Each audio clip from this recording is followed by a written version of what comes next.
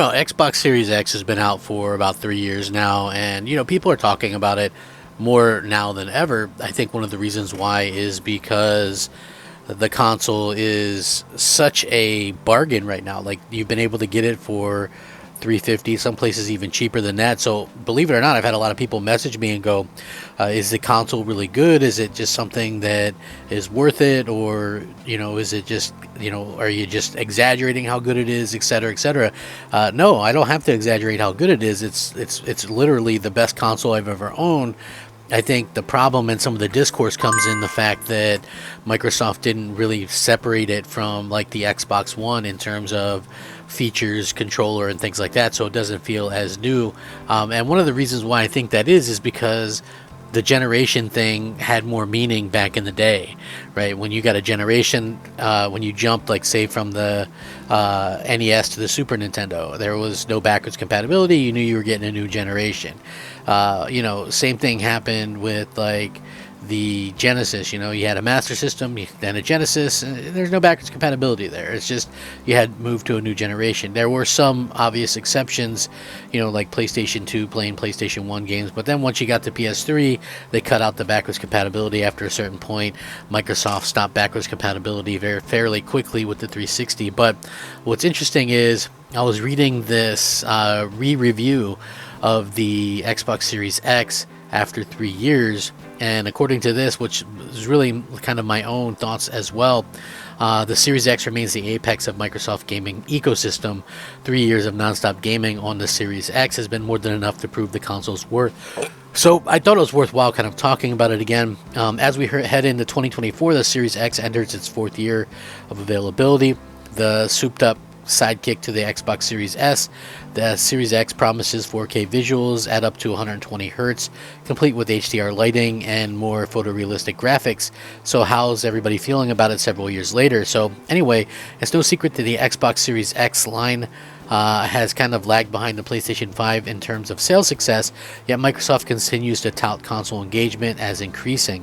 It suggests that many Xbox fans continue to use their Xbox One and even Xbox 360 consoles, which remain supported to varying degrees. Yet with mountains of price cuts throughout the year and the promise of current-gen exclusives like GTA 6, many will likely be looking to upgrade for the first time.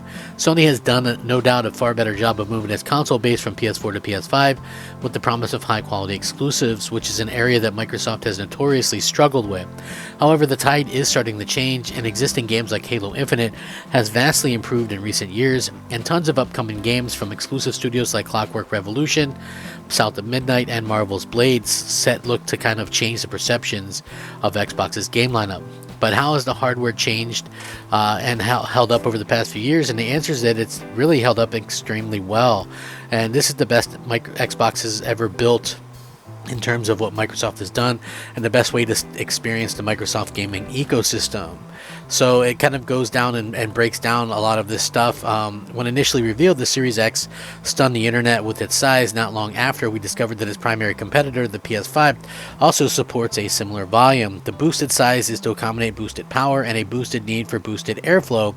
PC gaming has marched on since the launch of the Series X and PS5, of course, but but the PC-like power these devices brought to the table was incredibly impressive at $499 when they launched. Various discounts over the years have made them even more accessible too, making the Xbox Series X the best value option for getting into high-end 4K core gaming. So again, that hasn't changed. I always look at the Xbox Series X as the best way to get into gaming if you're looking to get into like some core stuff, and obviously like Game Pass and stuff. If you're really casual and really just kind of interested in like Fortnite and things like that, I can definitely see you picking up the Series S or whatever. But if you want to play like some of these games at the best that they can be played, and you just want to plug and play, then why not go with the Series X? That's like really honestly something that can't be kind of stressed about enough, that it's really such a fantastic console out there. So looking back to the generation, one of the things that's very interesting is I think the Series X gets a lot of wins, and they get some losses in the comparison department, and I think the comparisons are kind of unfortunate that this happens. But at the same time, I think that Microsoft, they bet on certain things that maybe didn't pay off. clearly Microsoft has a ways to go. Like, they have to really kind of get ingrained in people that, Microsoft is here to kind of stay, and that Microsoft is here to deliver, quality exclusive content, or at least, you know, console exclusive content. And, I think that it's right in that, Xbox is still the best way to enjoy Xbox, right? Like, I know that there's other options, and somebody with some PC that they spent a bunch of money on could possibly enjoy some of that better. But I will always say that console multiplayer is far better than PC multiplayer. You don't run into the problems, you don't see the issues that they see. Man, if you like PC, more power to you. It's not my thing. It'll never be my thing. And the multiplayer is one of the reasons why it'll never be my thing. But so yeah, you might be able to spend thousands of dollars more than the Xbox cost, but at the same time, I'm enjoying the better multiplayer. I'm enjoying, like, if you look at it and people go, oh well, Steam is, got so, it's cheap games or whatever. Man, I buy cheap games all the time on Xbox, man, thousands of them. So ain't really nothing but a thing for me, and I think, more power to you, however you want to game. But for me, I always do think that Xbox is the best way to play Xbox, thankfully. And it's been a really good start, I think, to these first few years. Although 2022 wasn't a great year, clearly they kind of suffered from that, and the perceptions and things. They with really how bad the Xbox One was kind of looked at. They really jumped into this generation and needed something consistent, and they needed something consistently better in terms of the software. So what I mean by that is, it wasn't just enough to launch with a powerful console. You also needed to launch with great software, and unfortunately they didn't launch with great software. And that first year, when they did have really good software towards the end of the year, they did well. And then who would have guessed that the following year they would have absolutely bupkis, and really, I think, hampered the Xbox brand as a whole, like, got a really bad rep or whatever. It's like they don't have the reputation and to kind of absorb that the way Sony does. Like, Sony can get away with releasing nothing in a year, and people will still buy a PlayStation 5. One, because some people are foolish, and two, because they think, Sony has kind of proved something over the years. Like, I don't necessarily look at it that way personally, but, I know that's how some people look at PlayStation, and they think, oh, well, they, they'll make it up to us. They never let us down.